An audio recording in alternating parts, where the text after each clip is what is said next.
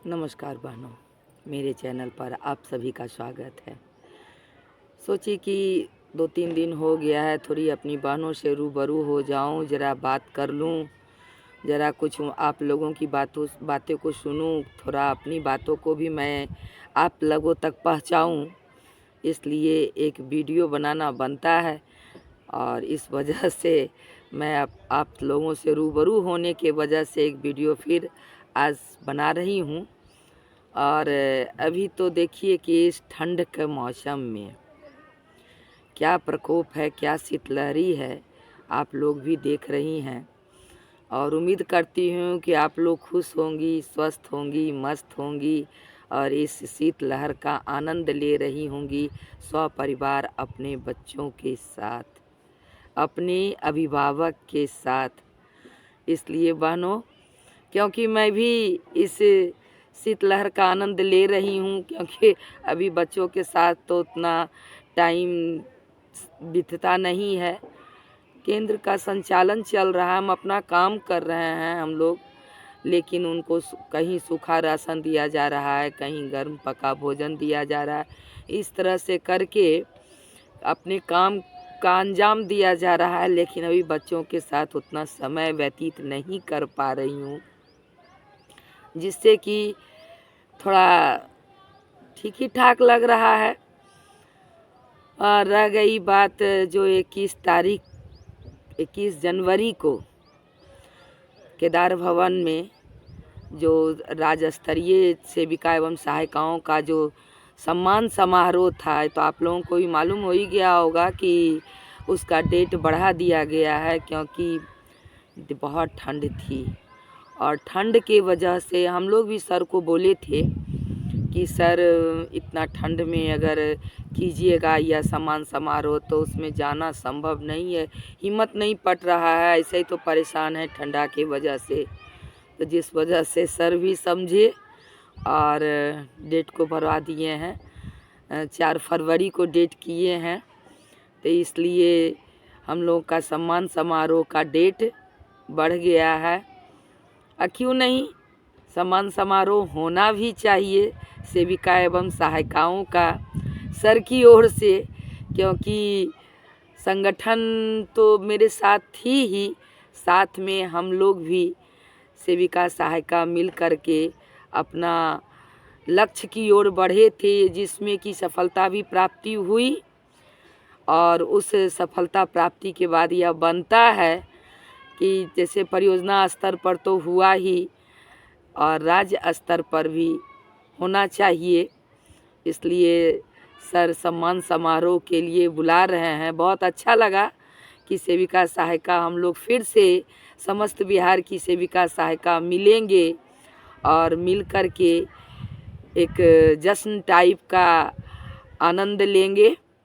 और साथ में सर का क्या आदेश होता है, क्या मार्गदर्शन होता है, आगे हम सबों को क्या करना चाहिए, ये सभी बातें हैं।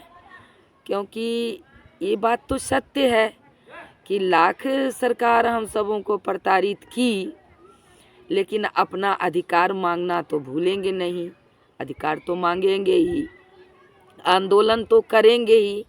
आंदोलन करना तो मेरा अपना मौलिक अधिकार है, संवैधानिक अधिकार है, क्योंकि जब तक आंदोलन करेंगे नहीं हम सभी को कुछ प्राप्त होगा नहीं। और उस प्राप्ति के लिए तो मुझे आंदोलन करना मेरा अनिवार्य बनता है, लेकिन अभी नहीं करेंगे ऐसी बात नहीं है। सिर्फ इन बातों की मैं जानकारी दे रही हूँ। देखिए, इस आंदोलन से मुझे क्या प्राप्त हुआ, बहुत कुछ प्राप्त हुआ। मानते हैं कि 1000 रुपया बढ़ा, लेकिन बढ़ा भी क्योंकि 5 साल हम लोग हड़ताल नहीं किए, और नहीं करने के बजाय हम लोग को क्या हुआ, एक चवन्नी भी सरकार नहीं दी अपने मन से। इस बार तो हम लोग डिमांड किए, उतना लाठी डंडा सब खाए, दौड़ करके दौड़ भी लगाए रोड पर, लेकिन उसके बावजूद भी हड़ताल करने का नाम भूलेंगे नहीं, क्योंकि इसके बाद ही प्राप्ति होती है। तो अभी आप देखिए कि यह जो मिनी आंगनवाड़ी का है, जब भी हम लोगों का हड़ताल चलता था, जब भी हम लोग अपनी प्रक्रिया में आते थे आंदोलन के प्रक्रिया में, तो उन लोगों का यह बार बार शिकायत रहता था, क्या दीदी आप लोग अपने ही खुद करती हैं, हम लोगों का तो कुछ होता ही नहीं है। जब अपनी जमुई में मैं अपना दिखाई सेविका को, मिनी आंगनवाड़ी सेविका को, देखो एजेंडा में तुम्हारा डिमांड है या नहीं, तब वह लोग विश्वास की, वो सारी सेविकाएं। और इस बार हम लोगों के साथ कदम बाई कदम मिल कर के चली, तो चलिए सफलता भी प्राप्त हो गई। क्योंकि ऐसे तो अगस्त में ही केंद्र की सरकार इसका आदेश जारी कर दी थी, फिर भी आने में यहाँ का अनाउंसमेंट करने में बिहार की सरकार, माननीय नीतीश जी मेरे मुख्यमंत्री, नहीं कर रहे थे। लेकिन वह भी समय को देख करके छक्का मारे और मिनी आंगनवाड़ी का को भी अतिरिक्त आंगनवाड़ी बनाए और हम सबों का भी 1000 रुपया बढ़ाए। तो चलिए खुशी हुई।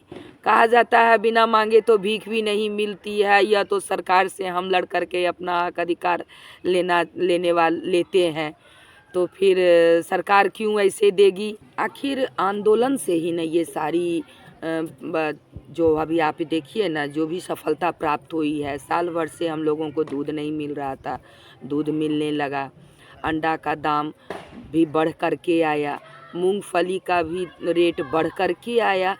तो ये सब क्या है आखिर, जो आप ही देखिए कि हर एक के दाम में कमी आ गई थी, हर एक का काट करके दिया जा रहा था, और अभी आप देखिए कि उसका पैसा दिया जा रहा है। तो ये सब बातें तो चलती रहती है। अगर बीच बीच में हम सब ऐसी बात नहीं है कह रहे हैं कि आज भी हम 1 महीना टूटे हुआ है तो मैं तुरंत करूँगी, नहीं, अपने समय पर। जैसे जिस प्रकार से बरसात के मौसम में बारिश होती है, ठंड के मौसम में शीतलहर ठंड बहता है, गर्मी के मौसम में लू चलती है, उसी प्रकार से हड़ताल का मौसम कब है, इलेक्शन। तो जब तक हम लोग नहीं डिमांड करेंगे तो बिना डिमांड किए तो कुछ मिलता नहीं है। तो जिस वजह से अगर यह जो है हड़ताल करना क्या हम लोगों का गुनाह नहीं है, भले ही लोग इसको अपने स्वार्थ वशीभूत, वैसे लोग जिसको कि इससे कुछ भी प्राप्ति में होती है, अब जैसे जो सरकार के साथ मिल गया तो मिल गया, तो उसको वहाँ से कुछ मिल गया, वहाँ से कुछ सुविधा मिल गई, तो वो तो चाहेगा ही कि हम लोग हड़ताल ना करें। हड़ताल नहीं करने से उसका बोलबाला रहेगा, क्योंकि सरकार भी तो यही चाहती है ना कि हम लोग हड़ताल कभी भी ना करें। हम लोग एक मज़दूर तो की तरह तो काम करवाती ही है, लेकिन वैसा मज़दूर जो एकदम गुलामी के बंधन में जकड़ा हुआ हो कि उसको इतना ही देंगे तुमको, हम नहीं करोगे तो कोरा बरसाएंगे, जो इस बार हम लोगों के आंदोलन के दरमियान में किया गया। तो इन्हीं सारी बातों को लेकर के हम लोग अगर कंसस ना रहेंगे, अगर हम लोग सो जाएंगे तो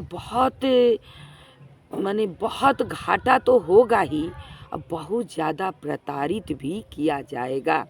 इसलिए हम सभी बहनों को, हम सभी सेविकाओं को, हम सभी सहायिकाओं को हड़ताल करने से कभी भी इनकार नहीं करना चाहिए। अरे वो करे या ना करे, उससे क्या बहस मिलता है, उसका तो यही काम है कि करो नहीं लेकिन लाया हुआ को जल्दी से प्राप्त करो।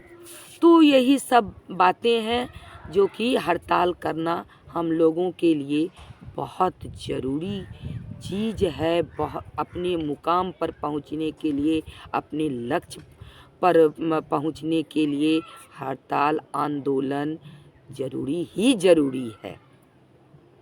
क्योंकि 550 वर्ष के बाद मेरे श्री राम, मेरे भगवान आ रहे हैं।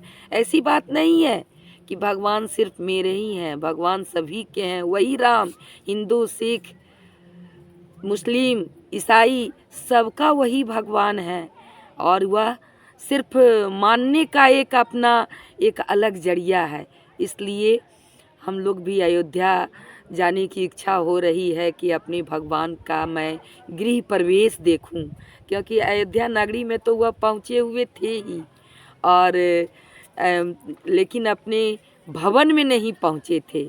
वह अब 22 जनवरी को वह भी देखने को मिलेगा कि मेरे भगवान अब अपने भवन में पहुँच करके समूचे दुनिया के लोगों पर अपना नज़र बनाएंगे और उनका कल्याण करेंगे।